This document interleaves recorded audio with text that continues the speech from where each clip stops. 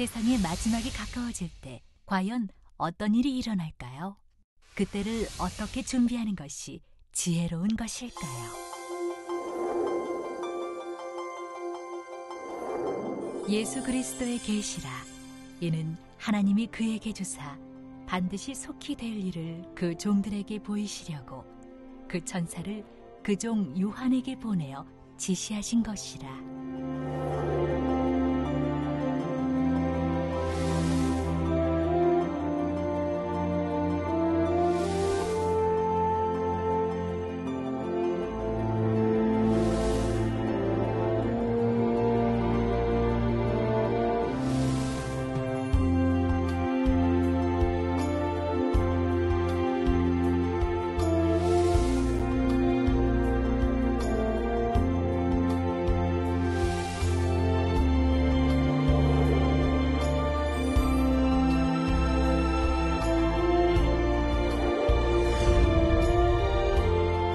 사랑하는 시청자 여러분, 세계적인 부흥사 이재룡 목사의 설교를 통해 아버지 하나님의 마음과 뜻을 깨달아 소망과 기쁨 가운데 힘차게 달려가시길 바랍니다.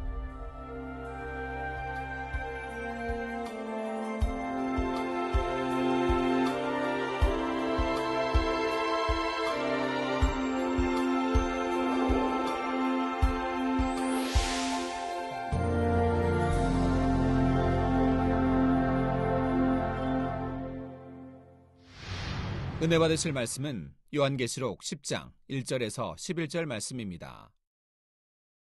내가 또 보니 힘센 다른 천사가 구름을 입고 하늘에서 내려오는데 그 머리 위에 무지개가 있고 그 얼굴은 해 같고 그 발은 불기둥 같으며 그 손에 펴놓인 작은 책을 들고 그 오른발은 바다를 밟고 왼발은 땅을 밟고 사자의 부르짖는 것 같이 큰 소리로 외치니 외칠 때에 일곱 우레가 그 소리를 발하더라. 일곱 우레가 발할 때에 내가 기록하려고 하다가 곧 들으니 하늘에서 소리 나서 말하기를 일곱 우레가 발한 것을 임봉하고 기록하지 말라 하더라. 내가 본 바 바다와 땅을 밟고 섰는 천사가 하늘을 향하여 오른손을 들고 세세토록 살아계신 자 곧 하늘과 그 가운데 있는 물건이며 땅과 그 가운데 있는 물건이며 바다와 그 가운데 있는 물건을 창조하신 이를 가리켜 맹세하여 가로되 지체하지 아니하리니 일곱째 천사가 소리내는 날 그 나팔을 불게 될 때에 하나님의 비밀이 그 종 선지자들에게 전하신 복음과 같이 이루리라. 하늘에서 나서 내게 들리던 음성이 또 내게 말하여 가로되 내가 가서 바다와 땅을 밟고 섰는 천사의 손에 펴놓인 책을 가지라 하기로 내가 천사에게 나아가 작은 책을 달라 한즉 천사가 가로되 갖다 먹어버리라. 내 배에는 쓰나 내 입에는 꿀같이 달리라 하거늘 내가 천사의 손에서 작은 책을 갖다 먹어버리니 내 입에는 꿀같이 다나 먹은 후에 내 배에서는 쓰게 되더라. 저가 내게 말하기를 내가 많은 백성과 나라와 방언과 임금에게 다시 예언하여야 하리라 하더라. 사랑하는 성도 여러분, GCN 시청자 여러분, 이사야 55장 10절에서 11절에 보면 비와 눈이 하늘에서 내려서는 다시 그리로 가지 않고 토지를 적시어서 싹이 나게 하며 열매가 맺게 하여 파종하는 자에게 종자를 주며 먹는 자에게 양식을 줌과 같이 내 입에서 나가는 말도 헛되이 내게로 돌아오지 아니하고 나의 뜻을 이루며 나의 명하여 보낸 일에 형통하리라 말씀합니다. 또한 마태복음 5장 18절에도 진실로 너희에게 이르노니 천지가 없어지기 전에는 율법의 1.1획이라도 반드시 없어지지 아니하고 다 이루리라 했죠. 이러한 말씀처럼 하나님의 말씀은 반드시 이루어집니다.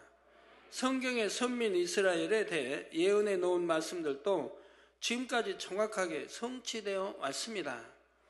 예를 들어 예레미야 25장 9절에서 12절에 보라 내가 보내어 북방 모든 족속과 내 종 바벨론 왕 느부갓네살을 불러다가 이 땅과 그 거민과 사방 모든 나라를 쳐서 진멸하여 그들로 놀램과 치솟거리가 되게 하며 땅으로 영영한 황무지가 되게 할 것이라.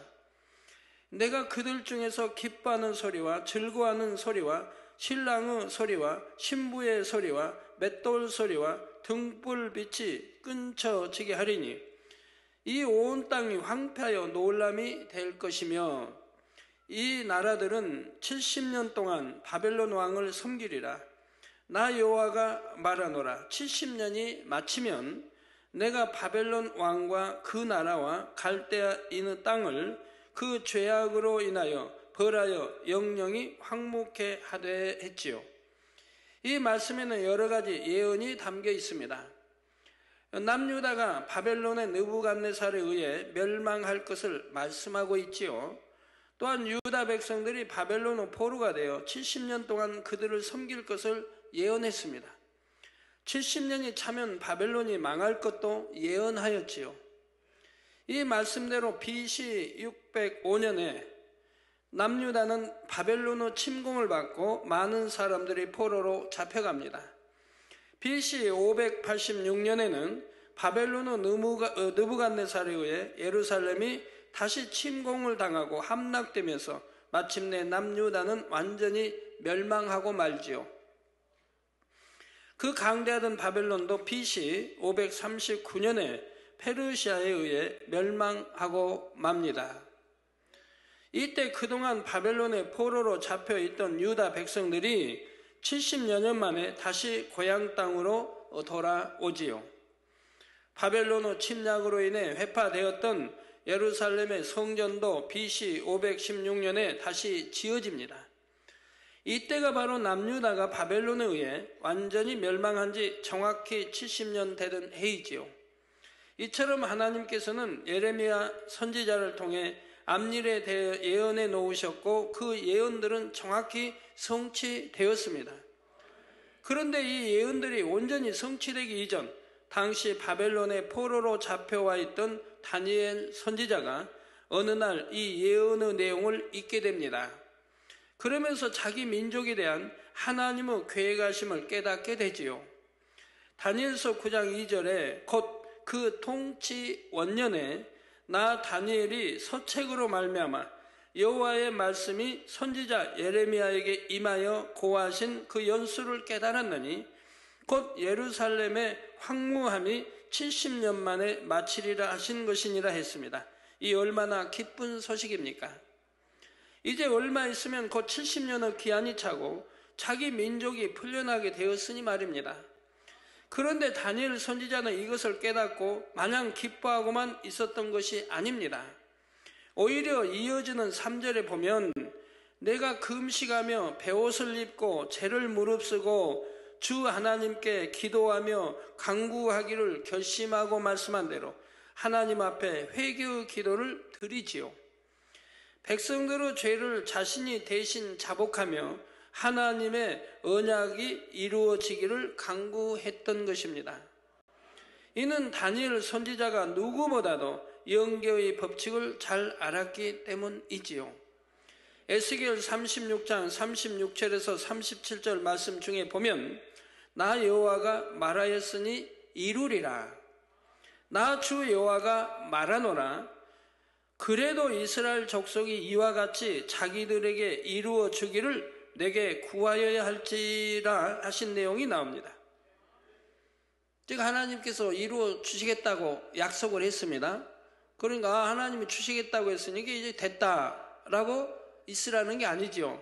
이제는 또 그 이룰 때까지 기도하라고 말씀하시는 것이죠. 하나님께서 약속해 주셨다 해도 사람 편에서 그 약속이 성취될 수 있도록 공의에 합당한 그릇을 준비해야 하는 것입니다.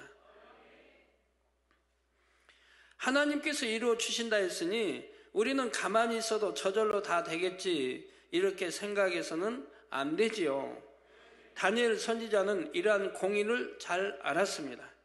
혹여라도 아직까지 자기 백성들에게 죄의 담이 남아있으면 안 된다는 것을 알았지요.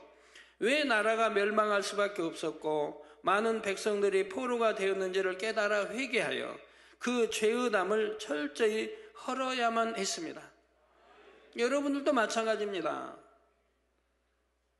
십계명에도 보면 조상의 죄가 3, 4대까지 이르지 않습니까? 그럼 조상들이 심한 우상을 섬겼다고 하면 이제 그걸 아는, 진리를 아는, 하나님 말씀을 아는 자녀 때 와서는 어찌해야 되겠습니까? 철저히 조상이 지은 하나님을 대적한 이러한 죄들을 금식하고 기도하며 다 풀어나가야 하는 것이죠. 그래서 조상으로 이어진 끈들을 끊어내야 하는 것입니다. 그래야 모든 연단이 빨리 끝나지요.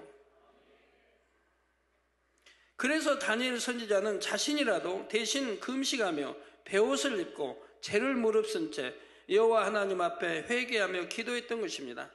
여기 나오면 이렇게 금식하며 베옷을 입고 죄를 무릅쓴 채 회개했다는 것은 오늘날로 말하면 통에 자복했다는 거예요. 눈물, 콧물을 흘리며 통에 자복했다는 것입니다. 여러분 누구나 통에 자복이 나오면 눈물, 콧물이 나와요. 콧물도 그냥 콧물이 아니에요. 뭐 덩어리 같은 콧물이 막 쏟아져 나와요. 어디서 그렇게 많이 만들어 나오는지 신기할 정도로 계속 나오는 거 봅니다. 통에 자복하는 동안은 몇 시간 흐르면 몇 시간 나와요. 참 신기하죠. 어디서 그렇게 많이 만들어 나오는지. 통에 자복해 본 분들은 하나같이 다 아시는, 체험해 본 것이죠. 우리는 이러한 다니엘 선지자의 모습을 통해 응답받기 위한 공의의 법칙을 깨달아야 합니다. 또한 믿음이 무엇인지를 깨달아야 하지요. 내 믿음으로 되라. 그럼 내 믿음대로 되는 건 절대적이에요. 또 할 수 있거든요. 무슨 말이냐. 믿는 자에게 능치보다는 없다. 불가능이 없다면 절대적이에요. 그 말씀대로 되어지는 거예요. 믿는 자에게는 이런 표적이 따르리니 마가복음에 16장 말씀했으면 그대로 따라요. 여러분 따르지 않습니까? 여러분 성도님들은 참으로 믿기 때문에 따르지 않습니까? 말씀대로 살기 때문에 따르지 않습니까? 근데 오늘날 수많은 사람들이 이런 말씀을 가리키긴 하지만 따르지 않는다 이 말입니다. 왜 믿습니다 해도 응답이 안 됩니까? 왜 역사가 안 따릅니까? 입술의 기도는 항상 천지전능하신 하나님, 만군의 여호와 하나님이라고 기도하고 생사복을 주관하시고 역사를 주관해 가시고 뭐 병원의 병원장이 되시고 다 이렇게 기도는 하면서 어찌하여 아프면 세상 병원에 가야 되고 왜 하나님 병원장이라고 하시면서 하나님께는 의지하지 못하고 왜 하나님은 천지전능하시다고 하시면서 왜 하나님께 맡기지 못하고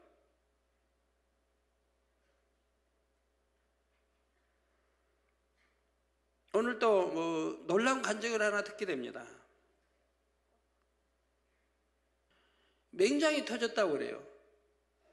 맹장이 터져서 그걸 놔둬서 이를 부은 겁니다. 병원에 갔더니 이거 뭐 완전히 막 엉망이지. 속이 썩어 들어가는 겁니다. 곳곳이 썩어 들어가는 거예요. 맹장이 터진 걸 놔뒀으니까. 가지고 이렇게 이제 부어가지고 막 곳곳이 썩어 들어가는 거예요. 당장 병원에서는 수술해서 이거 썩어 붙는 거 제거하고 다 해야 돼요. 그렇지 않으면 죽는다 이 말입니다. 그런데도 이분이 병원에서 나는 지금까지 말씀을 들었다. 하나님은 천지전능하시고 믿음대로 된다고 말씀드렸는데 내가 이제 와서 믿음을 저버리면 되겠는가? 난 믿음으로 고치겠다 하고 병원에서 나온 겁니다. 그리고 병원에서는 당신 병원 나가면 죽는다고. 그래도 본인은 믿음 가지고 고치겠다고 병원을 나온 겁니다. 그리고 집에 와서 매달린 겁니다. 하나님 앞에. 하나님 고쳐주시라고. 물론 여러 가지 다 했겠죠. 물론 뭐 손수건 기도도 받았겠고 기도 받은 믿음을 하나님께 매달린 겁니다.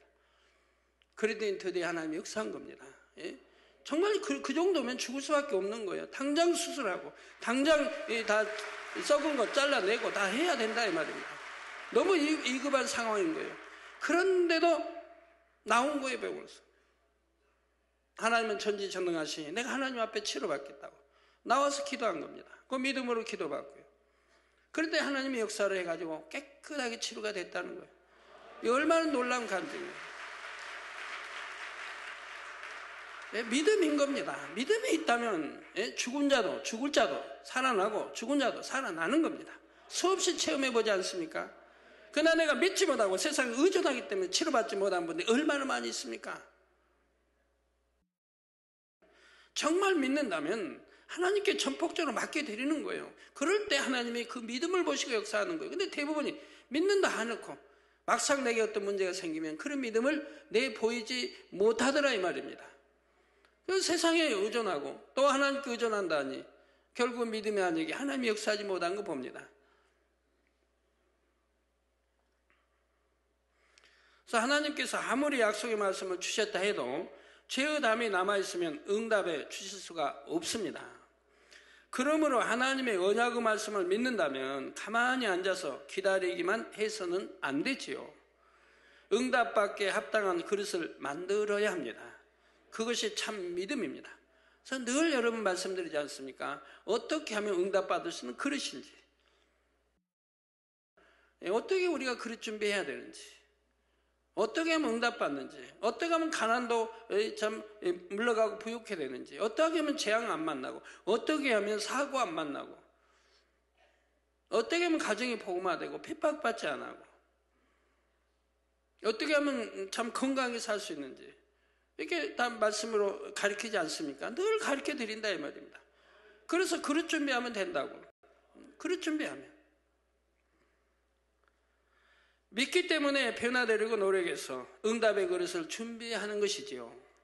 성도 여러분, 다니엘 선지자가 이처럼 영계의 공의의 법칙을 깨달아 하나님 앞에 기도할 때 하나님께서는 그의 기도를 들으셨습니다. 그리고 앞일에 대한 큰 비밀까지도 알려주셨지요. 다니엘이 어려서부터 그렇게 하나님 말씀대로 살았는데 다니엘이 죄를 지었겠습니까? 아니지만 백성들의 지은 죄를 본인이 지은 죄처럼 본인이 이렇게 참 금식하고 회개하는 걸 보게 됩니다. 통에 잡아가는 걸 보게 된다 이 말입니다. 그러므로 하나님이 얼마나 기뻐하셨으면 앞일에 대한 큰 비밀까지도 알려주고 계십니다. 에레미야 33장 3절에 너는 내게 부르짖으라. 내게 즉 하나님께서 내게 응답하겠고 내가 알지 못하는 크고 비밀한 일을 내게 보이리라. 부르짖어 기도하는 자에게 보이신다고 말씀합니다.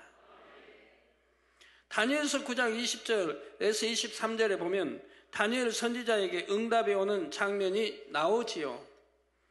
내가 이같이 말하여 기도하며 내 죄와 및 내 백성 이스라엘의 죄를 자복하고 내 하나님의 거룩한 산을 위하여 내 하나님 여호와 앞에 간구할 때 곧 내가 말하여 기도할 때 이전 이상 중에 본 그 사람 가브리엘이 빨리 날아서 저녁 제사를 드릴 때 즈음에 내게 이르더니 내게 가르치며 내게 말하여 가로되 다니엘아 내가 이제 내게 지혜와 총명을 주려고 나왔나니 곧 내가 기도를 시작할 즈음에 명령이 내렸으므로 이제 내가 고하러 왔느니라. 너는 크게 은총을 입은 자라. 그런즉 너는 이 일을 생각하고 그 이상을 깨달을지니라 했습니다. 성경에 보면 앞일에 대한 큰 비밀을 알려주실 때는 주로 가브리엘 천사장이 나타납니다. 누가복음 1장 19절에는 천사가 대답하여 가로되 나는 하나님 앞에 섰는 가브리엘이라. 이 좋은 소식을 전하여 내게 말하라고 보내심을 입었노라 했지요. 여기서도 가브리엘 천사가 나오죠. 여러분 미가엘 천사장은 우리 이제 조선 왕조로 이렇게 따지면 무관을 말합니다. 무관. 그 가브리엘 천사장은 문관을 말하고요.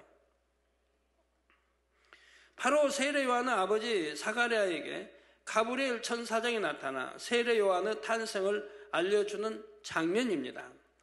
또한 누가복음 1장 26절에서 27절에는 여섯째 달에 천사 가브리엘이 하나님의 보내심을 받들어 갈릴리 나사렛이란 동네에 가서 다윗의 자손 요셉이라는 사람과 청혼한 처녀에게 이르니 그 처녀의 이름은 마리아라 했지요.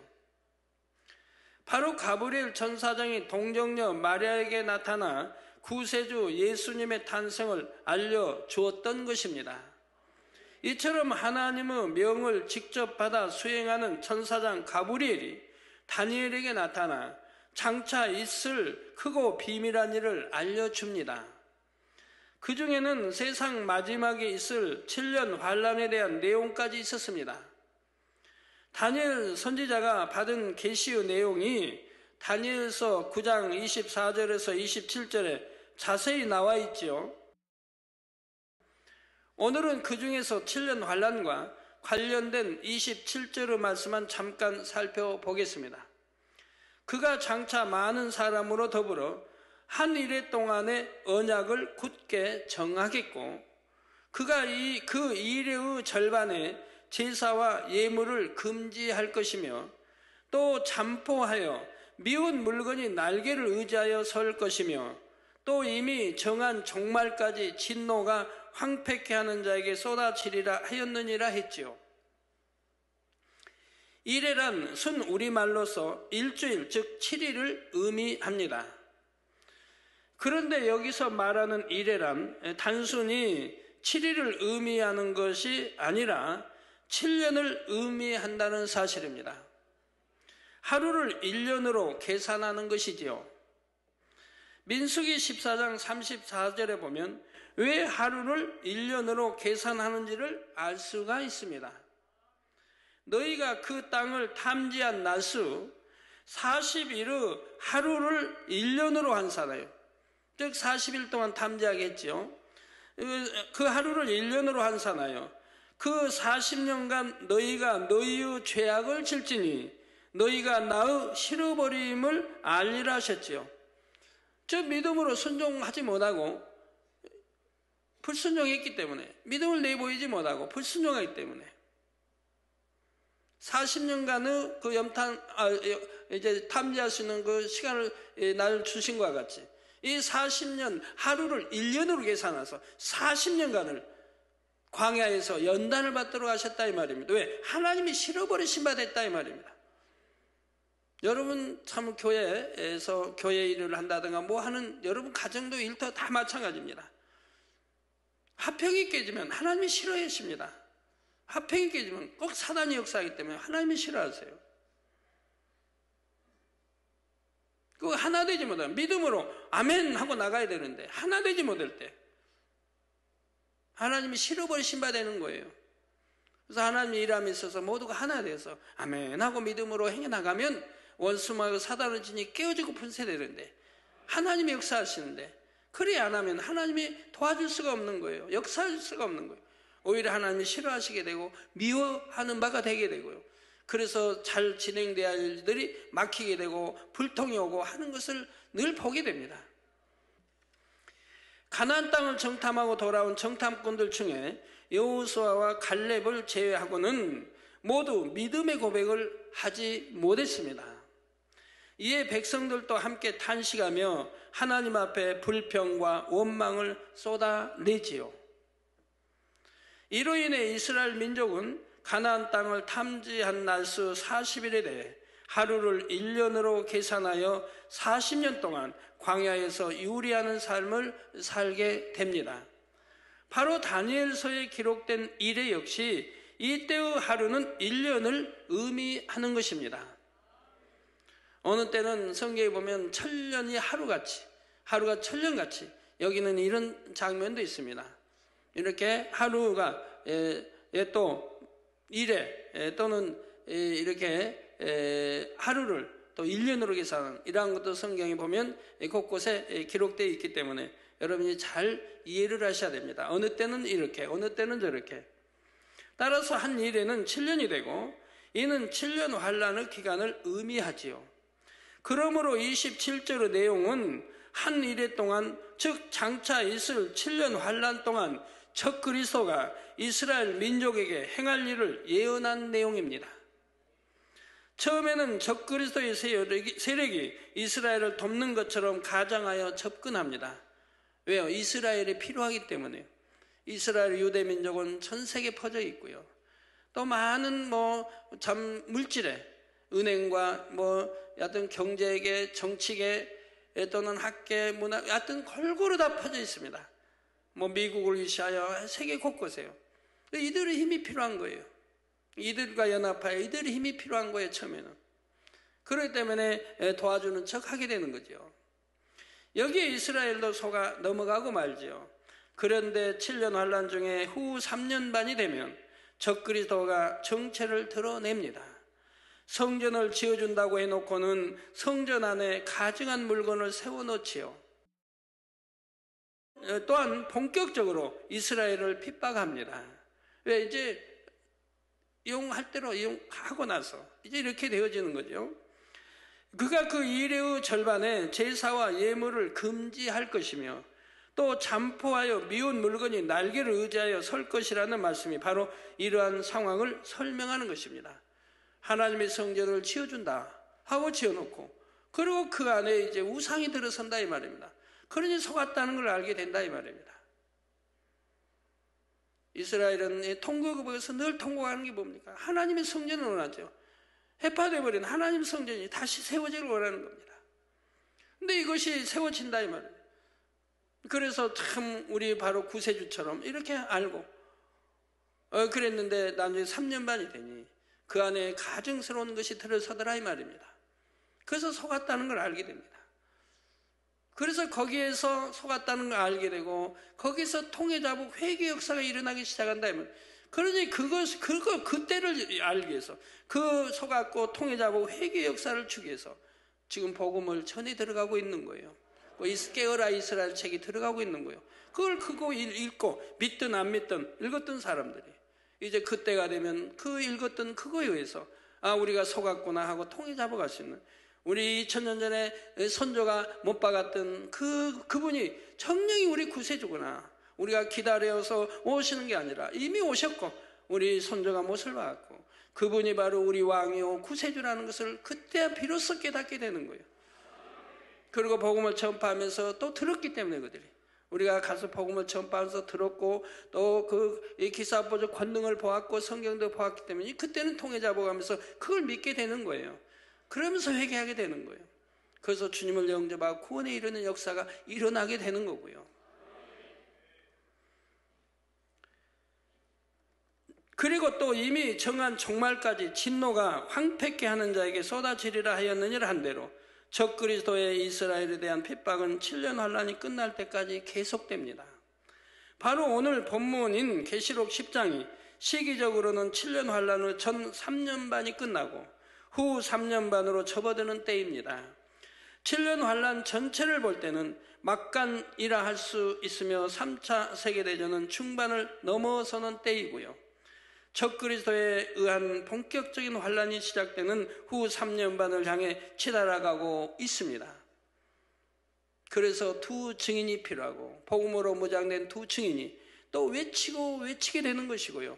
또 14만 4천이 필요하고 이스라엘에는 이 두 증인이 필요하게 되는 거예요. 그들에게 막강한 권능을 줘서 하나님이 저들이 죽이고자 해도 죽일 수 없는 그런 막강한 권능으로 이 복음을 전하게 되는 것이라 이 말입니다. 본문 1절에 내가 또 보니 힘센 다른 천사가 구름을 입고 하늘에서 내려오는데 그 머리 위에 무지개가 있고 그 얼굴은 해 같고 그 발은 불기둥 같다 했습니다. 힘센 다른 천사라 했는데 이는 그만큼 높은 위치의 천사라는 뜻입니다.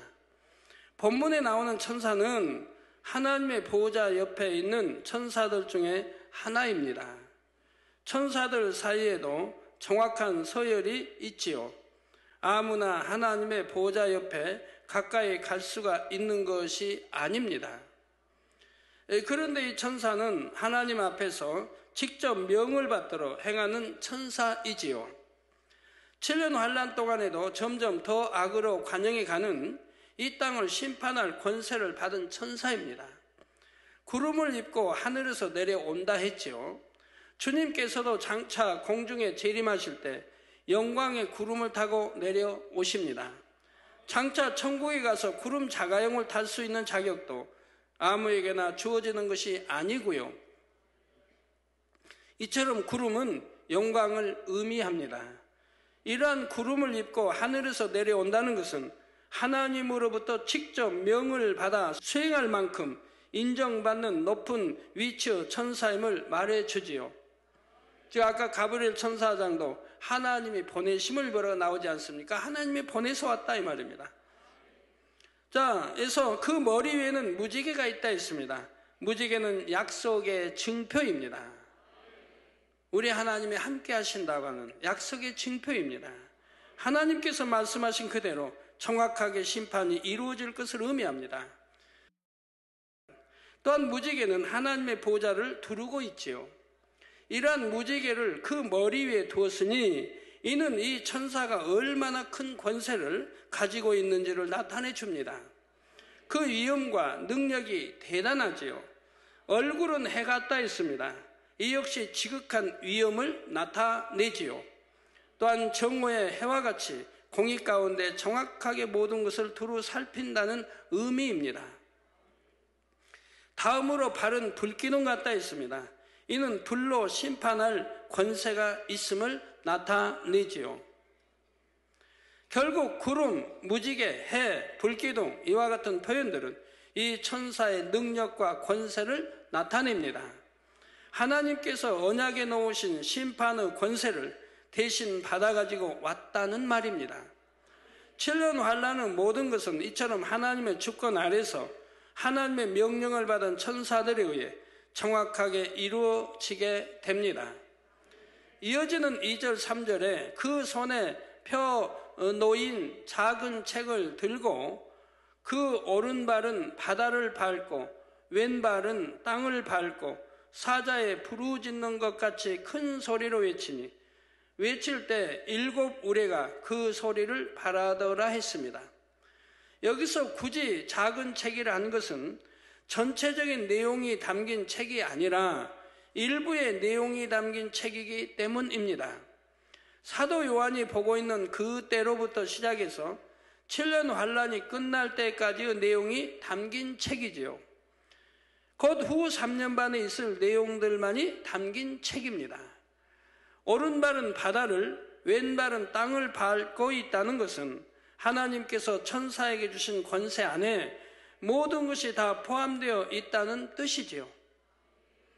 모든 공간의 주인이시며 주관자 되시는 하나님의 주관 아래 있다는 뜻입니다. 즉 어떤 것도 이 심판을 피해갈 수 없고 모든 것이 하나님의 권한 안에서 역사되어 간다는 말이지요. 이 천사는 사자에 부르짖는 것과 같은 큰 위엄과 권세로서 심판의 재앙을 선포합니다. 또한 특별히 사자의 부르짖음에 비유한 것은 네 생물 중에 사자에게는 재앙을 부리는 권세가 있기 때문이지요. 다음으로 천사가 외칠 때 7 우레가 소리를 바란다 했는데 우레는 사람들에게 공포와 두려움을 줍니다. 이는 이제부터 있을 재앙으로 인해 사람들이 공포와 두려움에 떨게 될 것을 의미하지요. 이 우레 소리와 함께 작은 책에 기록된 내용들이 시작됨을 알리는 것입니다. 4절에 7 우레가 발할 때 내가 기록하려고 하다가 곧 들으니 하늘에서 소리나서 말하기를 7 우레가 발하는 것을 임봉하고 기록하지 말라 하더라 했습니다. 사도 요한은 7 우레에 담긴 재앙의 내용을 기록하려 하였으나 하나님께서는 그것을 기록지 못하게 하십니다. 그런데 계시록 22장 10절에 보면 오히려 또 내게 말하되 이 책의 예언의 말씀을 임봉하지 말라 때가 가까우니라 하셨지요. 그렇다면 왜 지금 7 우레가 바란 것은 임봉하고 기록하지 말라 하시는 것일까요? 하나님의 뜻은 당연히 요한계시록의 말씀이 밝히 풀어져 선포되는 것입니다. 그래서 계시록 22장 19절에는 만일 누구든지 이 책의 예언의 말씀에서 제하여 버리면 하나님이 이 책에 기록된 생명나무와 및 거룩한 성에 참여함을 제하여 버리시리라 이렇게까지 말씀하고 계십니다. 누구든지 이 책의 예언의 말씀에서 제하여 버리면 제하여 버리면 안 된다 이 말입니다. 그리고 우리가 밝히 알아야 되고요. 하나님께서는 한 영혼이라도 더 깨어있는 신앙생활을 하다가 틀림받기를 원하시지요. 그런데 요한계시록은 세상 끝날에 있을 일을 기록해 놓은 책입니다. 따라서 그 내용이 풀어지는 시점이 매우 중요하지요. 주님의 재림이 가까워졌을 때 풀어져야 그 내용을 정확히 풀 수도 있고 가장 큰 효과를 낼 수도 있습니다. 또한 2000여 년 전에 계시록을 기록하면서 세상 끝날에 있을 일들에 대해 구체적으로 기록할 수 없는 내용들도 있지요. 모든 내용을 다 알려줄 수는 없는 것도 있습니다.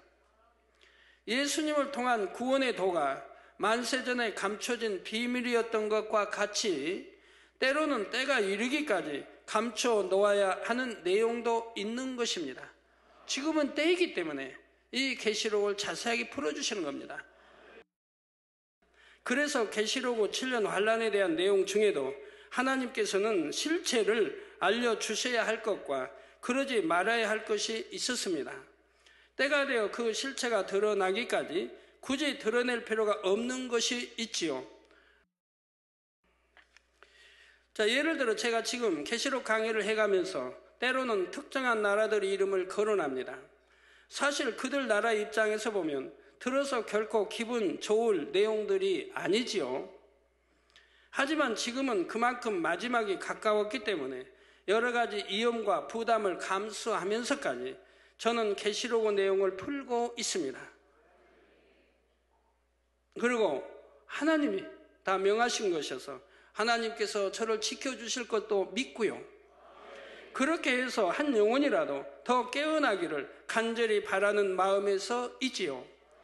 그러나 만약 제가 100년 전의 사람이어서 계시록의 내용을 풀었다면 이처럼 특정한 나라 이름을 거론하며 설명하는 것을 하나님께서 허락하지 않으셨을 것입니다.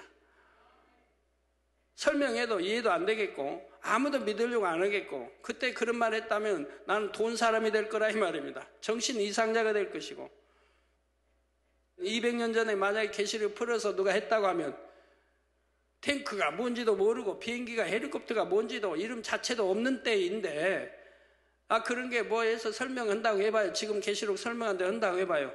그 사람은 돈 사람이 돼버리죠. 잘못 돌아버린 사람이 되는 거죠. 그렇지 않습니까? 이해가 되시죠? 그러니까 계시록은 풀어지는 때가 있는 것이라 이 말입니다. 뭐 알릴 때가 있는 것이라 이 말입니다. 그렇게 실체를 거론하며 설명한다 해도 믿을 사람이 거의 없었을 것이고 자칫 이단이니 잘못되었느니 이런 소리만 들었겠지요. 하지만 지금은 상황이 다릅니다. 실체를 거론하며 설명할 때 더 믿을 수가 있지요. 지금 눈앞에 펼쳐지고 있는 현실이기 때문입니다. 이는 수천 년 전에 기록된 계시록의 말씀이 이처럼 정확하게 지금 현재 일어날 일들에 대해 예언해 놓았다는 사실을 증명하죠.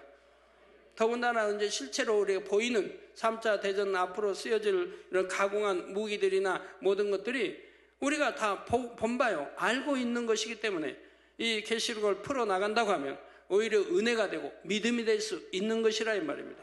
그래서 지금은 때인 것이라 이 말입니다. 사도 요한이 우리의 소리가 바랄 때 들었던 내용을 굳이 기록하지 않도록 하신 이유도 마찬가지입니다.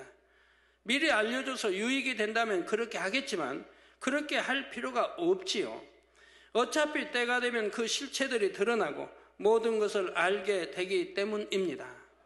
물론 실체를 언급하지 않았다 해도 깨어있는 사람들, 하나님과 교통하는 사람들은 이미 마음으로부터 느끼며 깨닫고 있습니다. 하지만 아무리 외치고 외쳐도 눈이 가려지고 귀가 가려진 사람들은 그것을 자신의 말씀으로 받으려 하지 않지요. 그래서 결국은 성경 말씀대로 흘러가는 것입니다. 제가 지금 설교하는 계시록의 내용이 적그리스도의 세력들에게까지 왜 전해지지 않겠습니까? 전해지게 되고 그들도 듣게 되지요. 하지만 그들은 끝내 인정하려 하지 않고 받아들이려 하지 않습니다. 성경에 어디 적그리스도가 꼭 우리라고 했는가 하며 반발할 뿐이지요. 그러다가 결국 때가 되면 적그리스도로서의 활동해 가는 것이고요. 이것이 예정하시는 하나님의 섭리 가운데 앞으로 일어날 현실입니다. 성경 말씀이 그대로 이루어지는 것이지요. 그러므로 성경은 적그리스도가 누구인지 실체를 정확하게 기록하지 않은 것입니다. 일곱 우리에 담긴 내용이 무엇인지도 구체적으로 기록하지 않게 하신 것이고요. 그때 가면 모든 사람들이 눈앞에 펼쳐지는 현실의 상황들을 보면서 이것이 일곱 우레소리에 담긴 내용이었구나 하며 밝히 알게 됩니다. 그때 가서야 사람들은 모든 것을 깨달으며 적그리스도에 대해서도 알게 되지요. 그 전까지는 아무리 알려주고 깨우쳐 주려 해도 알지 못하고 깨닫지 못한다는 사실입니다. 물론 믿으려고 하지도 않게 되고요. 누가복음 8장 10절에 보면 예수님께서 가라사대 하나님 나라의 비밀을 아는 것이 너희에게는 허락되었으나 다른 사람에게는 비유로 하나니 이는 저희로 보아도 보지 못하고 들어도 깨닫지 못하게 하려 함이니라 말씀합니다. 예수님 당시에도 모든 사람들이 예수님에 대해 밝히 알아보고 구원에 이르렀으면 좋겠지만 그렇지가 않았습니다. 하나님 나라의 비밀에 대해 아는 것이 누구에게나 허락되는 것이 아니었습니다. 그렇다고 어떤 특정한 사람에게만 알려줘서 그들만 구원받게 하신다는 뜻이 아닙니다. 예수님께서는 누구에게나 동일하게 알려주셔도 듣는 사람들 편에서 받지를 않는 것이지요. 즉 보아도 보지 못하고 들어도 깨닫지 못하는 것입니다. 우리 이런 재단에도 그런 분들이 있지 않습니까? 그렇게 많은 하나님의 기사 표적을 늘 보고 체험하고 또 권능을 보고 체험하는데도 수많은 사람이 간증하고 다 이렇게 하는데도 여기 여러분 중에 제 기도받고 치료받아 신앙생활하는 사람들 손 들어보라면 대부분이 다들 터인데 그렇게까지 하는데도 그런데도 믿지 못하고 의심하지 않습니까? 여러분 가족 중에 또 남편 되신 분 짜고 한다고 그러고 그 수많은 수천 그 헤아릴 치료받은 사람들이 뭐 잉태 뭐 온갖 것 다 그렇게 보아도 모른다 이 말, 들어도 모른다 이 말입니다. 보아도 보지 못하는 소경이고 들어도 듣지 못하는 기모거리인 것이죠. 분명한 모든 건 사실인데도 오늘날에도 이런 사람들이 얼마나 많습니까? 여러분 중에는 이런 사람이 결코 한 사람도 나와서는 안 될 것입니다. 지금 듣는 모든 말씀을 듣고 보고 깨우쳐서 모두가 구원에 이르며 더 좋은 천국을 침노에 들어가시기 바랍니다.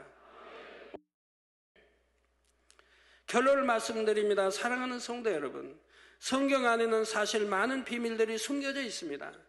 보통 사람들은 아무리 읽어도 깨닫지 못하는 말씀들도 많고 깨닫는다 하지만 실제로는 전혀 그렇지 않은 경우들도 많지요. 하나님과 깊은 교통을 이루는 사람만이 깨달을 수 있는 내용들도 많습니다. 또 그 안에 담긴 깊은 영적인 뜻을 깨달으면 깜짝 놀랄 말씀들도 있고 아무리 영적인 의미를 설명해줘도 육의 사람은 도저히 이해 못하는 내용도 있지요. 너무 쉬운데 여러분이 영에 사모하고 영으로 들어오고 영적인 깨닫는 분들을 설명하면 너무너무 쉬운 건데 육적인 사람들은 아무리 설명해줘도 깨닫지 못하는 사람들도 많이 있다 이 말입니다. 손에 쥐어줘도 만진바대도 해줘도 그래도 깨닫지 못하는 사람은 깨닫지 못하는 거예요. 참 답답할 일이죠.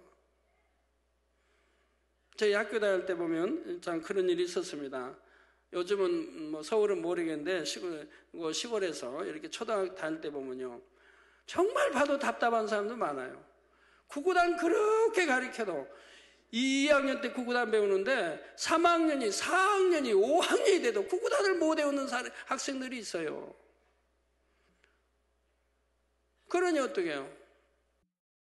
과외를 받을 수 있는 세대도 아니고 어떤 책이 좋아서 뭐 공부할 수 있는 것도 아니고 학교에서 한번 배우고 이거 끝나버리면 집에 와서 뭐 어떤 게 더 배울 수 있거나 누가 가르쳐 줄 때도 아닌 것이니까 그냥 모르면 모르는 걸 지나가는 거예요.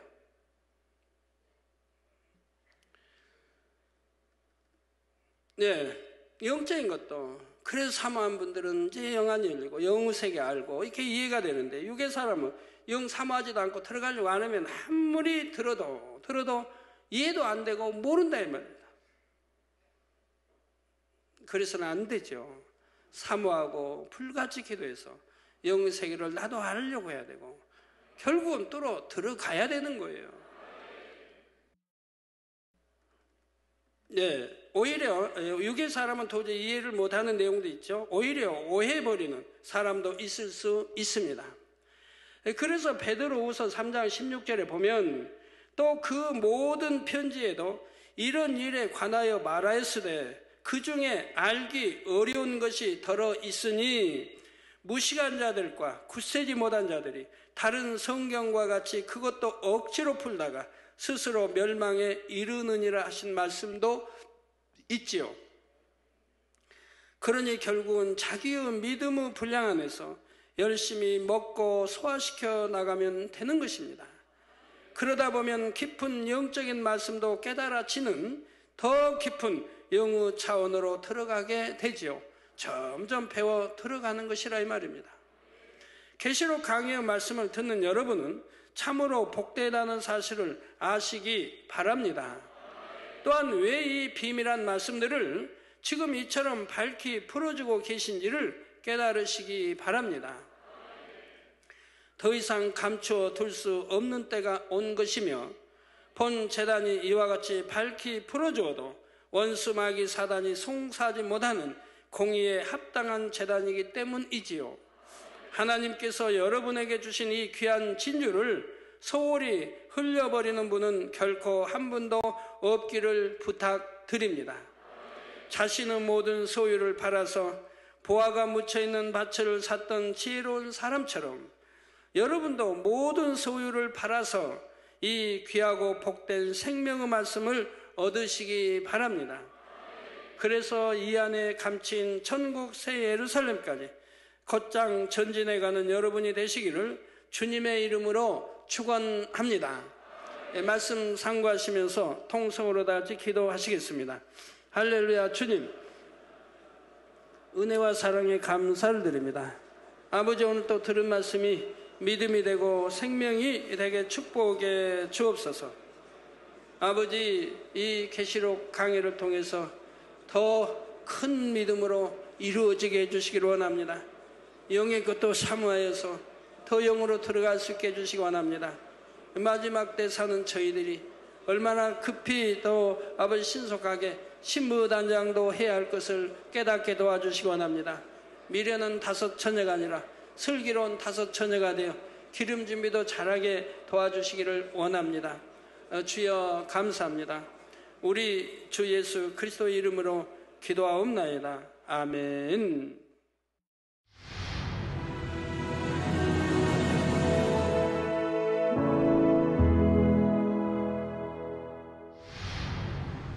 할렐루야. 전능하신 사랑의 아버지 하나님, 이 시간 기도받는 모든 성도님들 위해 안수하여 주옵소서. GCN 방송 시청자들이 인터넷과 화상을 통해 기도받는 지교회와 지성전 그리고 전세계 하나님의 자녀들 위에도 시공간을 초월하여 역사하여 주시기를 원합니다. 믿어지는 믿음을 주시고 부정적인 생각과 의심의 세력을 물리쳐 주옵시며 모든 시험 환난도 물리쳐 주옵소서. 머리부터 발끝까지 오장육부 뼈 마디마디 온몸의 신경 조직 세포 등 아픈 곳마다 성령의 불로 태우시고 근본의 빛으로 역사하여 주옵소서. 예수 그리스도의 이름으로 명하노니 원수마귀 사단 모든 질병 균 연약함아 물러가라. 빛이여 임하라. 모든 불치 난치병도 성령의 불로 태워 깨끗하게 역사하여 주옵소서. 말라리아를 비롯한 모든 풍토병도 물리쳐 주옵소서. 깨끗함을 입을지어다. 감기, 기침, 열, 몸살, 독감 등 각종 유행성 질병도 다 물러가라. 어떠한 유행성 질병 균도 틈타지 않게 지켜 주옵소서. 위암, 폐암, 간암, 유방암, 자궁암, 대장암, 피부암 등 각종 암과 에이즈, 백혈병, 뇌졸중, 고혈압, 저혈압, 심장병, 폐병, 위장병, 당뇨, 부인병, 피부병, 갑상선 질환과 모든 염증도 깨끗게 하여 주옵소서. 소아마비, 중풍, 관절염, 디스크도 온전케 하여 주옵소서. 요통, 두통, 신경통을 비롯한 모든 통증은 사라질지어다. 간질, 자폐증, 우울증, 조울증, 노이로제 등 모든 정신질환도 물러가라. 모든 마비된 것도 풀어지고 일어나 걷고 뛸지어다. 눈도 잘 보이게 하옵시고 귀도 잘 들리게 하여 주옵소서. 소경은 눈을 뜨고 기머거리는 들으며 벙어리는 말할지어다. 각종 사고, 후유증도 깨끗게 하시고 부러진 뼈도 붙여 주옵소서. 화상 입은 것도 온전케 하옵소서. 화기야 물러가라. 열도 물러가라.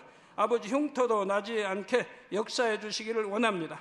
마약을 비롯하여 각종 약물과 독극물 중독도 깨끗함을 입을지어다. 죽은 신경과 세포가 살아나며 죽은 자도 살아나게 하여 주옵소서.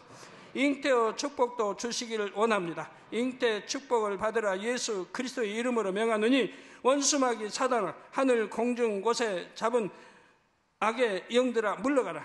그의 사자들도 물러갈지니라. 이 땅의 악한 영, 더러운 영, 거짓되고 간사한 영, 이간질하고 미혹하는 모든 어둠들은 물러가라. 모든 흉악의 결박을 풀고 어둠아 물러가라. 빛이여 임하라. 아버지 하나님, 부르짖어 기도할 수 있는 능력을 주시고 죄를 버리고 성결될 수 있는 능력을 주옵소서. 영혼이 잘됨같이 범사에 잘되게 하시고 가정의 복음화도 이루어 주시기를 원합니다. 한 주간도 모든 사고와 재앙으로부터 지켜주시고 불통이 없는 형통한 삶을 살 수 있도록 축복해 주옵소서. 성령의 불담으로 천군 천사와 주님의 불꽃 같은 눈동자로 모든 하나님의 자녀들과 가정, 일터, 사업터를 지켜주시기를 원합니다. 학생들에게 지와 명철을 더하시고 공부도 할 수 있는 뜨거운 마음과 열정도 더하여 주옵소서. 마음과 생각을 세상에 빼앗기지 않도록 지키시고 하나님을 뜨겁게 사랑하는 학생들로 축복하여 주옵소서. 하나님의 자녀들이 먹으나 마시나 입으나 무엇을 하든지 하나님 앞에 영광 돌리는 삶이 되게 축복하여 주시기를 원합니다. 나는 하나님을 만났노라, 체험했노라, 응답 받았노라, 축복 받았노라, 간증하는 입술이 되게 역사하여 주옵소서. 아버지 하나님 감사합니다. 홀로 영광 받으옵소서. 우리 주 예수 그리스도의 이름으로 기도하옵나이다. 아멘.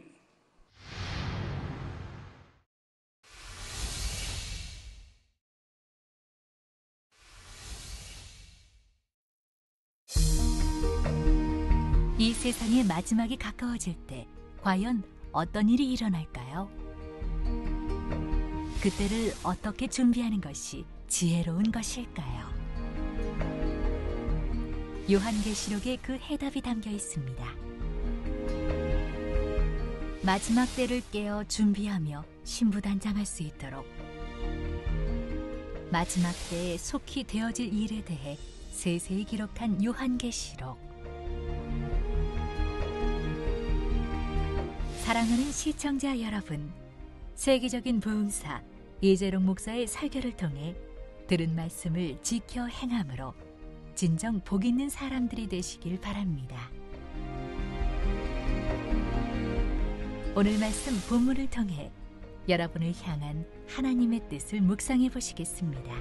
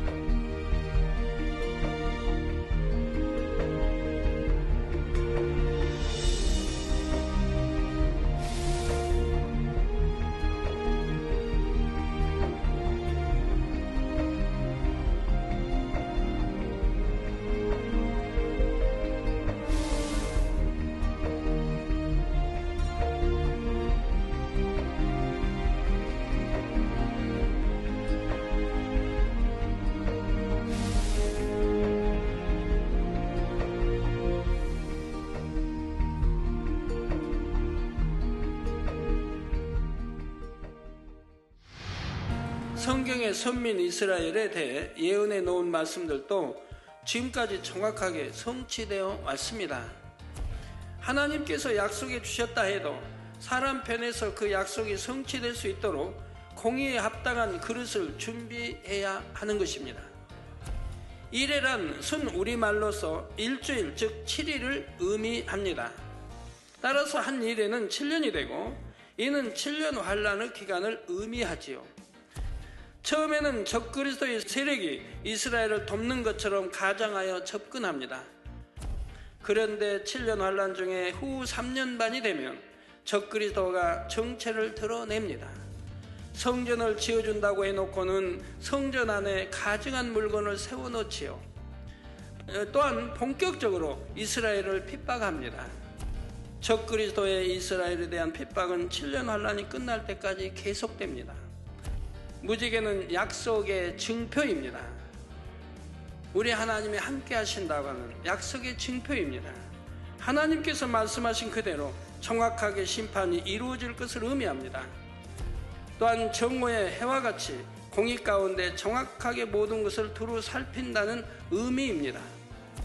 7년 환란의 모든 것은 이처럼 하나님의 주권 아래서 하나님의 명령을 받은 천사들에 의해 정확하게 이루어지게 됩니다. 요한계시록은 세상 끝날에 있을 일을 기록해 놓은 책입니다. 따라서 그 내용이 풀어지는 시점이 매우 중요하지요. 주님의 재림이 가까워졌을 때 풀어져야 그 내용을 정확히 풀 수도 있고 가장 큰 효과를 낼 수도 있습니다. 하나님 나라의 비밀에 대해 아는 것이 누구에게나 허락되는 것이 아니었습니다. 즉 보아도 보지 못하고 들어도 깨닫지 못하는 것입니다.